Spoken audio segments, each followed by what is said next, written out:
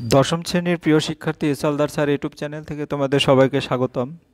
আজকে তোমাদের আলোচনা গণিত, সরল সুদ কষা অধ্যায় 2 গাণিতিক বিশ্লেষণ সহ সকল প্রশ্নের সমাধান আমি এই ভিডিওর মাধ্যমে তোমাদের দেখাবো এবং এই অধ্যায়ের সকল গাণিতিক সূত্র নিখুঁতভাবে বিশ্লেষণ করে তোমাদের দেখাবো। যাই হোক, আজ দেরি নয়, এখন সরাসরি চলে যাচ্ছি আলোচনা পর্বে। তো আলোচনা পর্বের পূর্বেই তোমাদের প্রতি আমার রিকোয়েস্ট, তোমরা যারা এখনও আমার এই চ্যানেলটাকে সাবস্ক্রাইব করো নাই তারা এখনই আমার এই চ্যানেলটাকে সাবস্ক্রাইব করে বেল আইকনটি প্রেস করে দাও, যাতে পরবর্তীতে আরও সুন্দর ভিডিও পেতে পারো। তোমরা প্রথমেই দেখো কষে দেখি 2, এখানে টোটাল প্রথম পৃষ্ঠায় 1 থেকে 14টি অঙ্ক আছে এবং পরবর্তীতে এটা বড় করে দেখাচ্ছি 14টি এবং পরবর্তীতে 15 থেকে 20, হ্যাঁ 20টি অঙ্ক আছে। তারপরে 21 নম্বরে দেখো এমসিকিউ আছে, তারপরে 21-এর বি এবং সিতে সত্য মিথ্যা, শূন্যস্থান পূরণ এবং 22-এ কিছু শর্ট ভিত্তিক প্রশ্ন, যেটা 1 বা 2 বা 3 নম্বরের প্রশ্ন। এই নিয়ে টোটাল এই অধ্যায়টা অর্থাৎ টোটাল 22টি অঙ্ক আমি দেখানোর চেষ্টা করব। প্রথমে আলোচনার শুরুতেই তোমাদের যদি বলি আসল বা মূলধনের পরিমাণ, এই অধ্যায়ে আসল হোক মূলধন হোক সবসময় আমরা পি দিয়ে প্রকাশ করব। প্রিন্সিপালি মূলধনের ইংরেজি প্রিন্সিপাল, এই কারণে পি দ্বারা প্রকাশ করে। সরল সুদের পরিমাণ এটা আই দ্বারা প্রকাশ করব, কারণ ইন্টারেস্ট সময় টাইম বছর এটাকে টি দিয়ে প্রকাশ করব এবং বার্ষিক সরল সুদের হার এটাকে আর দিয়ে প্রকাশ করব, রেট। হ্যাঁ, সববৃদ্ধি মূল বা সুদ আসলের পরিমাণকে এ দ্বারা প্রকাশ করব, ঠিক আছে, অ্যামাউন্ট, টোটাল অ্যামাউন্ট যেটা সেটা। যাই হোক, এখন আমরা প্রথম সূত্রটা দেখি। সূত্র 1, সুদ আসল বা সববৃদ্ধি মূলের সূত্র হচ্ছে এ সমান পি প্লাস আই। পিটা কি প্রিন্সিপাল অর্থাৎ মূলধন এবং আইটা হচ্ছে ইন্টারেস্ট বা সুদ, এই 1 নম্বর সূত্র। 2 নম্বরের সূত্র হচ্ছে সরল সুদ, আই সমান উপরে পিটিআর, হ্যাঁ, ডিভাইডেড 100। তোমাদের বলেছি পি কি টি কি আর কি। 3 নম্বর সূত্র হচ্ছে আসল, পি সমান 100 আই ডিভাইডেড টি আর, অর্থাৎ আসলে এই সমীকরণটা হচ্ছে আসল সমীকরণ। তারপরে এই সমীকরণগুলিকে শুধু সাইড চেঞ্জ করলে যেটা হয়, সময় টি সমান 100 আই ডিভাইডেড পি আর এবং বার্ষিক সরল সুদের হার আর সমান 100 আই ডিভাইডেড পিটি। অর্থাৎ আমরা যদি বলি 2 নম্বর সূত্রটা তোমরা জানো, যদি জানো তাহলে আসলে সকল সূত্রই তোমরা করতে পারবে। যাই হোক, আমরা এখন চলে যাচ্ছি কোশ্চেন নম্বর 1-এ। তোমরা দেখেছো 2 বন্ধু একসঙ্গে একটি ছোট ব্যবসা চালাবার জন্য বার্ষিক 12% সরল সুদের হারে একটি ব্যাংক থেকে 1500 টাকা ধার নিলেন। 4 বছর পরে ওই টাকার জন্য তাদের কত টাকা সুদ দিতে হবে হিসাব করে লিখি। তাহলে আমি যদি দেখি এই প্রশ্নে কি আছে, প্রথমেই প্রদত্ত মূলধনের পরিমাণ পি সমান 1000 টাকা, কারণ এইটা হচ্ছে মূলধন, তোমার এই যে এটা হচ্ছে মূলধন। তারপরে হচ্ছে তোমার সময় 4 বছর, এই যে 4 বছর সময়। তারপরে হচ্ছে বার্ষিক সরল সুদের হার 12%, এই যে 12%, ঠিক আছে। তাহলে তোমার এখান থেকে 4 বছর পর সরল সুদের পরিমাণ, আমাদের সূত্র আই সমান পিটিআর ডিভাইডেড 100, আই সমান পিটিআর ডিভাইডেড 100 বা ইকুয়াল আই এর মান 15,000, টি এর মান 12 এবং আর এর মান 4 আর ডিভাইডেড 100। এরপর যদি আমি এটাকে ক্যালকুলেশন করে এই শূন্য কেটে দেই, এই শূন্য কেটে দেই, পরে গুণফলটাই হবে তোমার উত্তর। 150 গুণ 12 গুণ 4, অর্থাৎ গুণফল হয় 7200 টাকা। তাহলে উত্তর হবে কত? 4 বছর পর 2 বন্ধুর সুদ বাবদ 7200 টাকা। যদি ক্যালকুলেশনটা আবার এখানে দেখে দাও, ওভাবে যদি না দেখে, কারণ এখানে এভাবে তোমরা দেখে অভ্যস্ত, তাই ক্যালকুলেশনটা আমাকে আলাদা করে এখানে দেখালাম। এই যাই হোক, এরপর আমরা 2 নম্বরের চলে যাব। 2005 সালের 1 জানুয়ারি থেকে 27 মে পর্যন্ত বার্ষিক, হ্যাঁ, 60% সরল সুদের 6% সরল সুদের হারে 2000 টাকার সুদ কত হবে নির্ণয় করি। তাই আমরা যদি সমাধানটা দেখি, প্রদত্ত মূলধন, হ্যাঁ 2000 টাকা, এই যে মূলধনটা হচ্ছে 2000 টাকা। তারপরে হচ্ছে বার্ষিক সরল সুদের হার 6%, এই যে তোমার এখানে 6% দেখানো আছে। এবং সময় যদি আমি বলি 2005 সালে জানুয়ারি থেকে 27 মে পর্যন্ত মোট দিন সংখ্যা, 2000 যদি 1 জানুয়ারি থেকে হ্যাঁ ফেব্রুয়ারি, অর্থাৎ জানুয়ারি মাস 31 দিন, ফেব্রুয়ারি মাস 28 দিন, হ্যাঁ, তারপরে মার্চ মাস হচ্ছে 31 দিন, এপ্রিল মাস হচ্ছে তোমার 30 দিন এবং এখানে বলেছে 27 মে অর্থাৎ 26 তারিখ পর্যন্ত 146 দিন, ঠিক আছে। অতএব সময় টি সমান 146/365, 1 বছরে 365 কাটাকাটি করলে 2/5 বছর হয়। তাই সরল সুদের পরিমাণ আই সমান পিটিআর। তাই এই অঙ্কটা শুধু সময়টা বের করা, তুমি একটু যোগ করে মাসের সংখ্যা যোগ করে মাসে কত দিন হয় সেটা যোগ করে, হ্যাঁ, টোটাল দিনকে 365 দিয়ে ভাগ করলে আর বাকিটা কিন্তু সূত্রে বসালেই হয়ে যাবে। তাহলে পি হচ্ছে 2000 এবং টি হচ্ছে 6 এবং আর হচ্ছে 2/5, অর্থাৎ এখানে আমার এটা একটা বাই চিহ্ন হবে 2/5। তাহলে এটা কাটাকাটি করলে যে রেজাল্টটা দাঁড়ায় আর নিচে হচ্ছে এখানে ডিভাইডেড বাই 100, ঠিক আছে।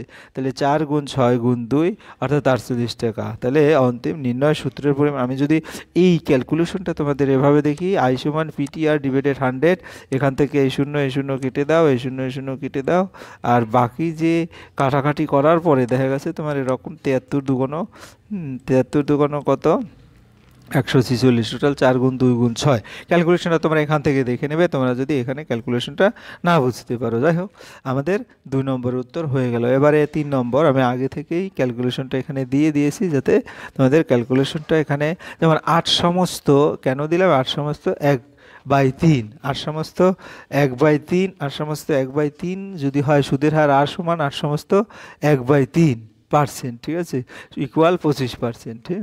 তাহলে সুদ সমান যদি আমরা একটু দেখি, প্রদত্ত মূলধন হচ্ছে 960 টাকা, সময়টি 1 বছর 3 মাস, 1 বছর 3 মাস হয় 15 মাস, 15কে 12 দিয়ে ভাগ করলে বছরে আসবে, অর্থাৎ 5/4 বছর। তারপর বার্ষিক সরল সুদের হার আর সমান 8 সমস্ত 1/, হ্যাঁ, উপরে 3 অর্থাৎ 3 8 24 আর 25, যেটা আমরা এখানে দেখিয়েছি 25%, ঠিক আছে, যে এখানে আমি সুন্দর করে দেখিয়ে দিয়েছি। তাহলে আমরা যদি বলি সরল সুদের পরিমাণ সমান পিটিআর ডিভাইডেড 100, তাহলে কি হয় 960 গুণ 5/4 গুণ 25/3, এটা যদি কাটাকাটি করি তাহলে কত আসবে, আমি যদি এখান থেকে দেখিয়ে দিই, এখান থেকে যে 0 0 আর এখানে 0 কাটা আর গিয়ে হলো একটা 0 করলে 5 দুগুণ 10, এখানে 2 আসবে। তারপরে আমরা 96, 3 4 12, 5 6 8 12 96, অর্থাৎ এখানে যদি আমি এই দুটো কাটি এখানে 8 হবে। যাই হোক, ফাইনালি কত হবে, 100 টাকা উত্তর হবে। তাহলে তোমরা একটু কাটাকাটি এমনিতেই জানো, 1 বছর 3 মাসের সবৃদ্ধিমূল হচ্ছে সবৃদ্ধিমূল, অর্থাৎ মূল এবং সুদ দুটো মিলে হয় 960 যোগ 100 অর্থাৎ 1060 টাকা। তাহলে নির্ণয় সবৃদ্ধিমূল 1060 টাকা। এরপরে উৎপল বাবু তার জমির চাষের জন্য সমবায় ব্যাংক থেকে বার্ষিক 6% সরল সুদের হারে 3200 টাকা 2 বছরের জন্য ধার নিলেন। 2 বছর পর সুদে আসলে তাকে কত টাকা শোধ করতে হবে হিসাব করি।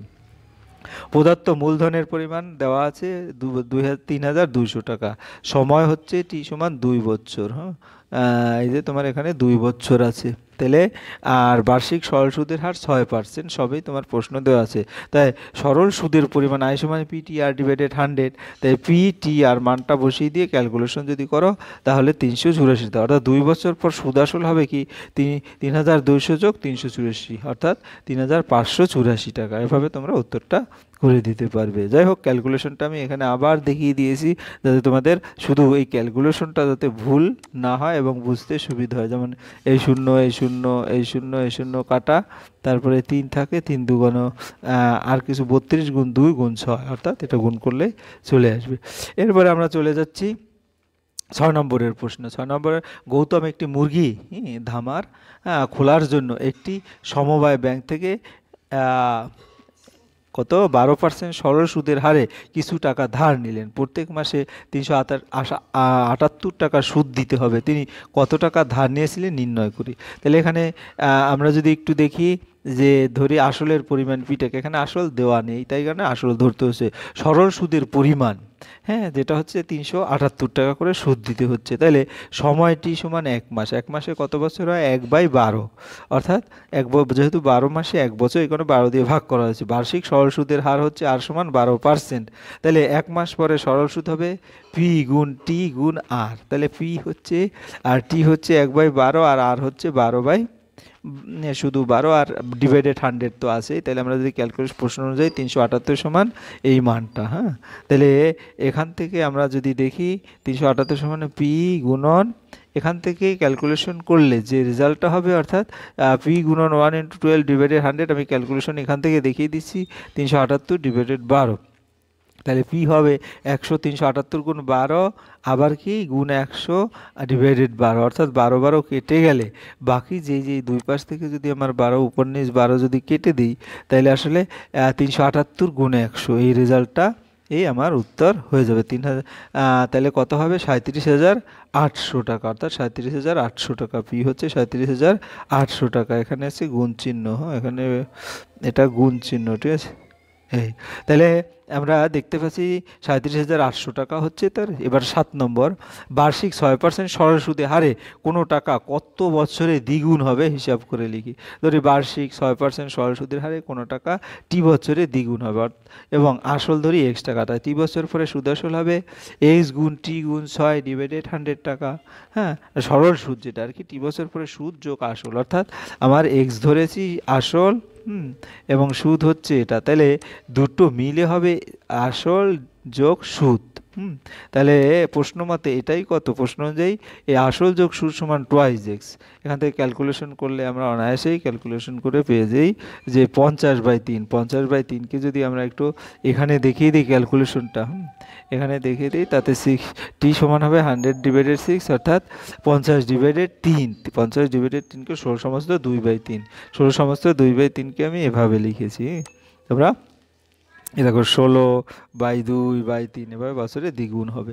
এরপরে আমরা চলে যাচ্ছি 8 নম্বর, মান্নান মিয়া কিছু টাকা ধার করার 6 বছর পর দেখলেন হ্যাঁ দেহ সরল সুদের পরিমাণ হ্যাঁ আসলের 3/8 অংশ হয়ে গেছে। বার্ষিক শতকরা সুদের হার কত ছিল নির্ণয় করি। ধরে আসল x টাকা, বার্ষিক শতকরা সরল সুদের হার r%, সময় t সমান 6 বছর, সুদের পরিমাণ আসলে 3/8 অংশ। সূত্র অনুযায়ী কি হবে, 6 বছরের সুদের পরিমাণ, এটা পি আমার 6 বছরের সুদের পরিমাণ কি, এটা পি, এটা টি, এটা আর ডিভাইডেড 100। হ্যাঁ, তাহলে ওই যেটা পেয়েছি সমান হচ্ছে কত এক্স ইন্টু 3/, কারণ 3/8 অংশ। তাহলে এখান থেকে আমরা উভয় পাশ থেকে এক্স কেটে দেই, 6r ডিভাইডেড 100 সমান 3/t, এখান থেকে আর সমান 300, অর্থাৎ তুমি আর গুণন করলে ডিভাইডেড 6, 6 48, তাহলে 48, অর্থাৎ কত হবে 100/16, 25/4, 6/1/4। তাহলে ক্যালকুলেশনটা এখান থেকে 6/1/4 কীভাবে আছে সেই ক্যালকুলেশন তোমরা প্রতিটা অঙ্কে আমি আলাদা করে ক্যালকুলেশনটা দেখিয়ে দিয়েছি যে কোনভাবে ক্যালকুলেশন হলো। এরপরে চলে যাচ্ছি আমি 9 নম্বর প্রশ্নে। একটি কৃষি সমবায় সমিতি তার সদস্যদের বার্ষিক 4% সরল সুদের হারে কৃষি ঋণ দেয়, কিন্তু ব্যাংক থেকে টাকা ধার করলে বার্ষিক 7.4 হারে সরল সুদ দিতে হয়। একজন কৃষক যদি ব্যাংক থেকে টাকা ধার না করে তাহলে সমবায় সমিতির সদস্য হয়ে সমিতি থেকে 5,000 টাকা কৃষি ঋণ নেন, তবে তার বছরে সুদ বাবদ কত টাকা বাঁচবে হিসাব করে লিখি। তাহলে একটি কৃষি সমবায় সমিতির সদস্যদের বার্ষিক 4% সরল সুদের হারে কৃষি ঋণ দেয়। এখানে আসল হচ্ছে 5,000 টাকা, সময় t1 সমান 1 বছর, বার্ষিক সরল সুদের হার r সমান 4%। তাহলে সমিতিতে সুদ হবে i1 সমান কি p/t/r, তাই p/t1/r1 ডিভাইডেড 100, অর্থাৎ এখানে পি হচ্ছে 5,000, টি হচ্ছে 1 এবং আর হচ্ছে 4 ডিভাইডেড 100, তাহলে দেখা যায় 50 × 4 অর্থাৎ 200 টাকা। এখানে আসল আবার কত 5,000 টাকা। দ্বিতীয় ক্ষেত্রে সময় t2 সমান 1 বছর এবং বার্ষিক সরল সুদের হার 7.4, অর্থাৎ দুটোতেই একই নিয়ম করে আমি ক্যালকুলেশন করে 370 টাকা পেলাম, একটা 200। যদি একজন কৃষক ব্যাংক থেকে টাকা ধার না করে সমবায় সমিতি থেকে ঋণ নেন, তবে তার বছরে সুদ বাবদ টাকা বাঁচবে 170 টাকা। তাহলে উত্তর হবে 170 টাকা। ক্যালকুলেশনটা তোমরা দেখে নাও। এরপরে চলে যাচ্ছি 10 নম্বরের অঙ্ক। 10 নম্বর, যদি 292 টাকার একদিনের সুদ 5 পয়সা হয়, তবে বার্ষিক শতকরা সরল সুদের হার হিসাব করে। ধরি বার্ষিক যাবে না বার্ষিক শতকরা সরল সুদের হার r%। এক্ষেত্রে সময় টি সমান 1 দিন, একদিনে কত বছর, 365 দিয়ে ভাগ করলে বছর পেয়ে যাবো। আর 5 পয়সাকে আমি যদি টাকায় নেই 5/100, তাহলে আসল 292 টাকা বলা আছে। তাহলে 292 টাকা একদিনে সুদ হবে কত, 292 গুণ আর গুণ পিটিআর, যেটা হচ্ছে 292 গুণ আর এখানে টি হচ্ছে কত 5 দিয়ে ভাগ হচ্ছে, তাই না। তাহলে পি হচ্ছে 292, টি হচ্ছে 1 ডিভাইডেড 365, এই কারণে আর এখানে 1 দেওয়া হয় না, আর হচ্ছে আর এই, অর্থাৎ এটা যদি আমি নর্মালি ক্যালকুলেশন করি তাহলে 5 ডিভাইডেড, যেহেতু 5 পয়সা এত টাকা, 5 ডিভাইডেড 100 সমান 292 ইন্টু আর ডিভাইডেড 100 গুণ 365, উভয় পাশ থেকে যদি আমি 100 কেটে দিই, হ্যাঁ, তাহলে থাকবো হলো আর সমান, আমি এক কথায় আর ক্যালকুলেশনটা দেখাই দিই। আর এর ক্যালকুলেশনে হবে গিয়ে হলো তোমার 1825 ডিভাইডেড 292, ক্যালকুলেশনটা তোমরা নর্মালি দেখে নিবে। তাইলে 6 সমস্ত 1/4 যে ক্যালকুলেশনটা আমরা এখানে দেখিয়েছি, 5 পয়সা সমান 5/100 টাকা, আসল হচ্ছে 292 টাকা, সুদ হবে পি টি আর ডিভাইডেড 100, অর্থাৎ পি হচ্ছে 292 আর টি হচ্ছে 1 ডিভাইডেড 365, ঠিক আছে। তাহলে এইটা সমান এইটা, পরে ক্যালকুলেশন করলে তোমরা অনায়াসেই এটা থেকে আর বের করতে পারবে। আর হচ্ছে কত, 6 সমস্ত 1/4 টাকা, তোমরা এখানে ক্যালকুলেশনটা দেখে নেবে। এরপর আমরা চলে যাচ্ছি 11 নম্বর। আসল অঙ্কটা বুঝতে পারলে ক্যালকুলেশন তো বুঝতেই পারবে। বার্ষিক 8% হার সরল সুদে কত বছরে 600 টাকার সুদ 168 টাকা হবে, হিসাব করি। ধরি বার্ষিক শতকরা সুদের হার 8%, এক্ষেত্রে সমবায় টি বছর হ্যাঁ, সমবায় টি বছর সুদে আয় সমান 168 টাকা, আসল হচ্ছে 600 টাকা। তাহলে 600 টাকা টি বছরে 8% হার সুদে 600 গুণ টি ইন্টু আর ডিভাইডেড 100, হ্যাঁ, তাহলে কারণ সূত্র হচ্ছে পি টি আর ডিভাইডেড 100 বা 168, সুদ হচ্ছে 168, যেহেতু এখান থেকে টিটা বের হয়ে যাবে অনায়াসে 7/2, অর্থাৎ 7/2কে ক্যালকুলেশন করলে কত হয়, এখানে তোমার সেই ক্যালকুলেশনটা আমি দেখিয়ে দিয়েছি, আবার বারবার আমি বলতেছি, এখানে যে ক্যালকুলেশনটা হচ্ছে দেখে নাও। 4800 যদি টি সমান 168 00 ডিভাইডেড 4800 কাটাকে 7/2 হয়, এ হচ্ছে। এরপরে আমরা 12 নম্বরে চলে যাই। যদি বার্ষিক 10% হার সরল সুদে 800 টাকা ব্যাংকে জমা দিয়ে সুদে আসলে 1200 টাকা ফেরত পাই, তবে ওই টাকা কত সময়ের জন্য ব্যাংকে জমা ছিল হিসাব করি। ওই টাকা ধরে নিলাম টি বছরের জন্য ব্যাংকে জমা ছিল। এখন আসল হচ্ছে 800 টাকা, সুদের হার 10%, সুদ আসল হবে পি প্লাস আই, অর্থাৎ এইটাই 1200 টাকা। তাহলে শুধু সুদ হবে কত, 400 টাকা। তাই সুদের সূত্র কি, পি টি আর ডিভাইডেড 100, তাহলে 400 সমান 800, পি হচ্ছে 800 আর টি হচ্ছে তোমার এখানে হোয়াট, আর হচ্ছে 10 ডিভাইডেড 100, এখান থেকে ক্যালকুলেশন করলে আমরা যে টিটা পাবো সেটা হচ্ছে কত, 5, অর্থাৎ টি হচ্ছে ওই টাকা 5 বছরের জন্য ব্যাংকে জমা ছিল। তাহলে এখানে ক্যালকুলেশনটা তোমার ওই একইভাবে 800 গুণ টি ডিভাইডেড 10/100, এখান থেকে 80 সমান 400 বা টি সমান হচ্ছে 5। তাই এই হচ্ছে তোমাদের 1 থেকে 12 নম্বরের প্রশ্ন। আমার ভিডিওটি এমনিতে একটু বড় হবে, কাজে আরও একটা পার্ট আমাকে করতে হবে। আমি এই ভিডিওতে এতটুকুই আলোচনা করলাম। পরবর্তী ভিডিওতে আমি আবার 13 থেকে বাকি যে এমসিকিউ বা শূন্যস্থান পূরণ বা সত্যমিথ্যা সহ সকল প্রশ্নের উত্তর দেব। কাজেই তোমরা যদি ভিডিওটা ভালো করে ফলো করো তাহলে আশা করি 1 থেকে 12 পর্যন্ত প্রশ্ন তোমরা অনায়াসে পেরে যাবে, কারণ এই অধ্যায়ের মাত্র একটাই সূত্র, আই সমান পিটিআর ডিভাইডেড 100। তাই ভিডিওটি যদি ভালো লাগে লাইক কমেন্ট শেয়ার করতে ভুলবে না। আর তোমরা যারা এখনও আমার এই চ্যানেলটাকে সাবস্ক্রাইব করো নাই, প্লিজ প্লিজ প্লিজ আমার চ্যানেলটাকে সাবস্ক্রাইব করে বেল আইকনটি প্রেস করে দাও।